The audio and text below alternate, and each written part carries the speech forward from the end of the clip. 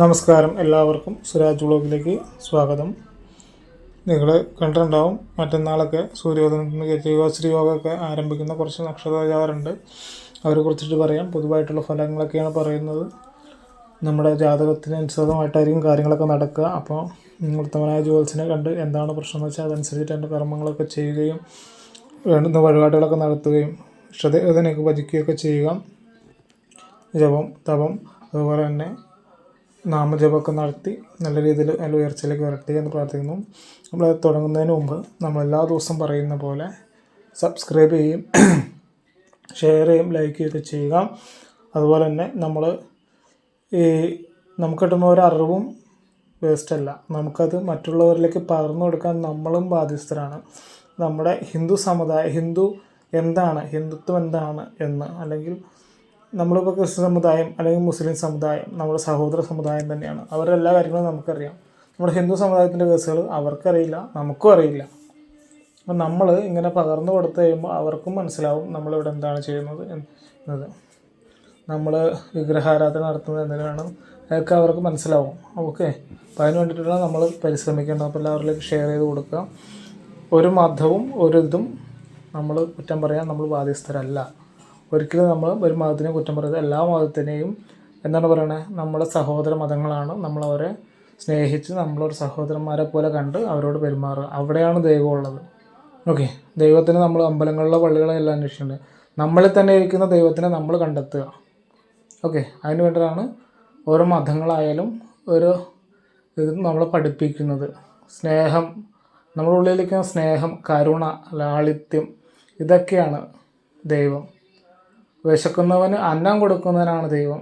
ദാഹിക്കുന്നവന് ദാഹജലം കൊടുക്കുന്നവനാണ് ദൈവം.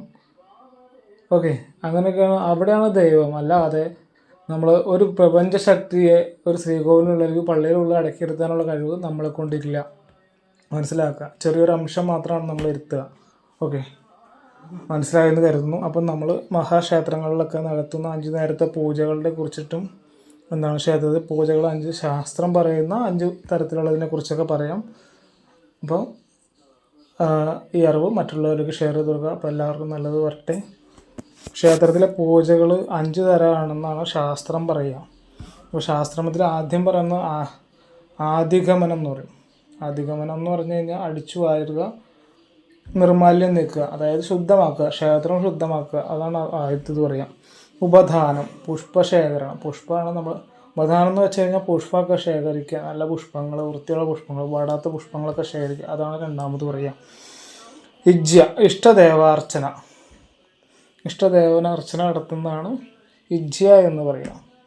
സ്വാധ്യായം, മന്ത്രം സ്തോത്രമൊക്കെ ജപിക്കുന്നതിനെയാണ് സ്വാധ്യായം എന്ന് പറയുന്നത്. യോഗം, ദേവതാധ്യാനം, അതാണ് യോഗം എന്ന് പറയുക. ദേവതനെ ധ്യാനിക്കുക, സ്മരിക്കുക. അതായത് ഇപ്പം നമ്മൾ ദേവിനെ പറയുന്നുണ്ടല്ലോ. നമ്മുടെ കാളീമേഘസ്മപ്രഭാം തൃണീനാം വേതാളകണ്ഠസിതം ഖഡ്ഗം കേടകപാലധരികശ്വരം കൃദ്വാങ്കരാഗ്രശ്വരം ഭൂതപ്രേത വിശാശമാതൃസഹിതം മുണ്ടസ്രജാലങ്കൃതം വന്ദേ ദുഷ്വാരുണീം ഈശ്വരി.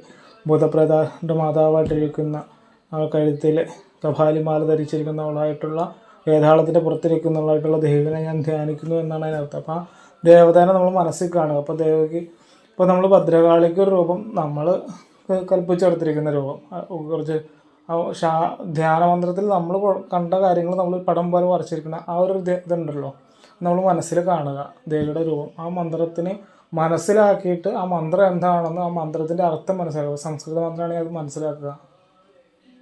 മലയാള മന്ത്രങ്ങളുണ്ട്, പണ്ട് കാലത്ത് കാരണവന്മാർ ഉപയോഗിച്ചിരിക്കുന്ന മന്ത്രങ്ങളൊക്കെ ഉണ്ട്. അപ്പോൾ അതിനകത്ത് പറഞ്ഞത് എന്നമ്മ ഭദ്ര കരിങ്കാളി നിന്നെ ഞാൻ പഠിച്ചു സേവിക്കും എനിക്ക് വേണ്ടും വരം തരിക എന്നമ്മ ഭദ്ര കരിങ്കാളിയെ സ്വാഹ എന്ന് പറയാം. അപ്പോൾ എന്താണ് അവിടെ പറയണത്? എന്നമ്മ ഭദ്ര കരിങ്കാളി നിന്നെ ഞാൻ പഠിച്ചു സേവിക്കുമ്പോൾ, നിന്നെ ഞാൻ അറിഞ്ഞ് എനിക്ക് പഠിച്ചു സേവിക്കുമ്പോൾ എനിക്ക് വേണ്ടുന്ന വരം തരിക അമ്മയെന്ന് പറയണേ. ഓക്കെ, അപ്പം ദേവി എന്താണെന്നും ദേവിയുടെ മന്ത്രം എന്താണെന്നും ദേവിയുടെ വർണ്ണിച്ച ദേവിയുടെ രൂപത്തെ കണ്ട് സ്മരിക്കുക, അല്ലെങ്കിൽ ദേവൻ്റെ രൂപത്തെ കണ്ട് സ്മരിക്കുക. അതാണ് ദേവധ്യാനം എന്ന് പറയുന്നത്. നമ്മുടെ മഹാക്ഷേത്രങ്ങളിൽ പറയുക 5 നേരത്തെ പൂജയാണ് പറയുക. ഉഷപൂജ എന്ന് പറയുമ്പോൾ ഉദയത്തിന് മുമ്പുള്ളതും ഉദയത്തിന് ആ സമയത്തുള്ള പൂജയാണ്. പിന്നെ എതിർത്ത് പൂജ ഉദയം കഴിഞ്ഞതിന് ശേഷം അതുപോലെ തന്നെ പന്തീരടി പൂജ ഒരു 8-നും 9-നൊക്കെ നടത്തുന്ന പൂജയാണ്. പിന്നെ ഉച്ചപൂജ നമ്മൾ സാധാരണ 10 മണിക്കും നമ്മുടെ സമയത്തിനനുസരിച്ച് ഇപ്പോൾ 9 മണിക്ക് ശേഷം നടത്തും. പിന്നെ ദീപാരാധന, അത്താഴപൂജ. ദീപാരാധന എന്ന് പറയണില്ല, അത്താഴപൂജ. അതിൻ്റെ ഇടയ്ക്ക് ദീപാരാധന വരും. ദീപങ്ങളെ കത്തിച്ച് അലങ്കരിച്ച് ഭഗവാനെ നമ്മൾ സൂര്യാസ്തമയത്തിൻ്റെ ഇതനുസരിച്ചിട്ട് ദീപാരാധന എന്ന് പറയുന്ന ഒരു ചടങ്ങ് കൂടി നമ്മൾ കേരള ഇതിൽ പറയുന്നുണ്ട്. പുറത്ത് ഉണ്ടാവാം, നമുക്കതിനെക്കുറിച്ച് കാര്യമായിട്ട് അറിയില്ല. അറിയാത്ത നമ്മൾ പറയേണ്ട ആവശ്യമില്ലല്ലോ. അപ്പോൾ അത്രയാണ് നമുക്ക് ഇന്ന് പറയാനുള്ളത്. അപ്പോൾ നിങ്ങൾക്ക് മനസ്സിലായി എന്ന് വിചാരിക്കുന്നു. ഈ ഒരു അറിവ് നിങ്ങൾ മറ്റുള്ളവരിലേക്കും പകർന്നു കൊടുക്കുക. ഓക്കെ, അപ്പോൾ നമ്മൾ ഇന്ന് മറ്റന്നാൾ സൂര്യോദയത്തിന് ഗജകേസരി യോഗം ആരംഭിക്കുന്ന നക്ഷത്രജാതകത്തെക്കുറിച്ച് പറയാം. ജ്യോതിഷപരമായ ബുദ്ധിയും ശ്രദ്ധയൊക്കെയുള്ള ഒരു ഗ്രഹം ബുധഗ്രഹമാണ്. ബുധഗ്രഹൻ ചിങ്ങൻ രാശിയിലേക്ക് സംക്രമിച്ചിരിക്കുകയാണ്. അതുപോലെ തന്നെ സൂര്യൻ ഓഗസ്റ്റ് 16-ന് ചിങ്ങൻ രാശിയിലേക്ക് എത്തുകയും അവിടേക്ക് വരികയും ചിങ്ങം സൂര്യൻ്റെ സ്വക്ഷേത്രമാണ്, അതായത് സ്വന്തം രാശിയാണ്. അപ്പോൾ അവിടെ കുറച്ച് നക്ഷത്രജാതകർക്ക് നല്ല ഐശ്വര്യമായിട്ടും രോഗായ ദുരിതങ്ങൾ, ആപത്തുകൾ, അതുപോലെ തന്നെ എല്ലാവരും ഞാൻ പ്രത്യേകിച്ച് എടുത്ത് പറയാത്ത എന്തുകൊണ്ടാണെന്ന് വെച്ചാൽ നിങ്ങളെ ഇപ്പോൾ തന്നെ ഞാൻ ക്ലാസ് അപ്പോൾ ആദ്യത്തെ പറഞ്ഞ് നിങ്ങൾ മോഷിപ്പിച്ചിരിക്കുകയാണ്. അപ്പോൾ അതുകൊണ്ട് ഞാൻ എല്ലാത്തിനും എടുത്ത് പറയണില്ല. നക്ഷത്രങ്ങൾ പൊതുവെയുള്ള ഫലങ്ങൾ പറയാം. എന്ന് വെച്ച് കഴിഞ്ഞാൽ പുതിയ ബിസിനസ്സൊക്കെ തുടങ്ങാൻ നിൽക്കുന്നവർക്കൊക്കെ നല്ല സമയമാണ്. വിദേശ ജോലികൾ ഫണ്ടൊക്കെ കിട്ടുന്ന ഒരു സമയമാണ്. ആപത്തുകളൊക്കെ ഒഴിയും. പിന്നെ ഇതിനൊക്കെ എല്ലാം നമ്മൾ എന്തൊക്കെ ഉണ്ടെന്ന് പറഞ്ഞാലും നമ്മൾ ഈശ്വര ജപം ഉണ്ടെങ്കിൽ മാത്രമേ കിട്ടുള്ളൂ. നമുക്കിതുണ്ടെന്ന് പറഞ്ഞാൽ നമ്മൾ വീട്ടിൽ ഇറങ്ങാതിരുന്നിട്ട് കാര്യമില്ല. നമ്മൾ ഇറങ്ങി പ്രവർത്തിച്ചാൽ മാത്രമേ നമുക്ക് കിട്ടുള്ളൂ. അപ്പോൾ നമുക്കിന്ന് പണി ചെയ്ത് പൈസ കിട്ടണമെങ്കിൽ നമ്മൾ പണിക്ക് പോയാൽ തന്നെ കാര്യമുള്ളൂ. അല്ലാതെ വീട്ടിലിരുന്നാൽ പണിക്കാശ് കിട്ടിക്കൊണ്ട് തരില്ല. അതുപോലെ നമ്മൾ ക്ഷേത്രത്തിൽ പോയിട്ട് ക്ഷേത്ര ദേവതയുടെ അനുഗ്രഹം മേടിക്കാം. അപ്പോൾ ഞാൻ അതിനെക്കുറിച്ച് വെറുതെ നിങ്ങളെ മുഷിപ്പിക്കുന്നില്ല. അപ്പോൾ ഇത്തരം നക്ഷത്രജാതകർക്ക് നല്ലൊരു സമയമാണ്. നിങ്ങൾ അത് കിട്ടാനായിട്ട് ഭഗവാനെ, അത് മഹാവിഷ്ണുവിനെ അല്ലെങ്കിൽ ശിവനെ ഒക്കെ പോയി പ്രാർത്ഥിക്കുക, ദേവിനെയൊക്കെ പോയി പ്രാർത്ഥിക്കുക. അപ്പോൾ നിങ്ങൾക്ക് എല്ലാ വിധത്തിലുള്ള അനുഗ്രഹങ്ങളും കിട്ടും. ഇനിയിപ്പോൾ പറയുന്ന നക്ഷത്രജാതകർക്ക് ഇത് കിട്ടുന്നില്ലെങ്കിൽ നിങ്ങളുടെ ജാതകത്തിൻ്റെ വിഷയമായിട്ടുള്ള പ്രശ്നങ്ങളുണ്ടാകും. ഉത്തമനായിട്ടൊരു ജ്യോതിഷനെ കണ്ട് വേണ്ടുന്ന വഴികളിലൊക്കെ നടത്തി കഴിഞ്ഞാൽ നിങ്ങൾക്ക് നല്ലൊരു പുതിയ ഭാവി ഉണ്ടാവും.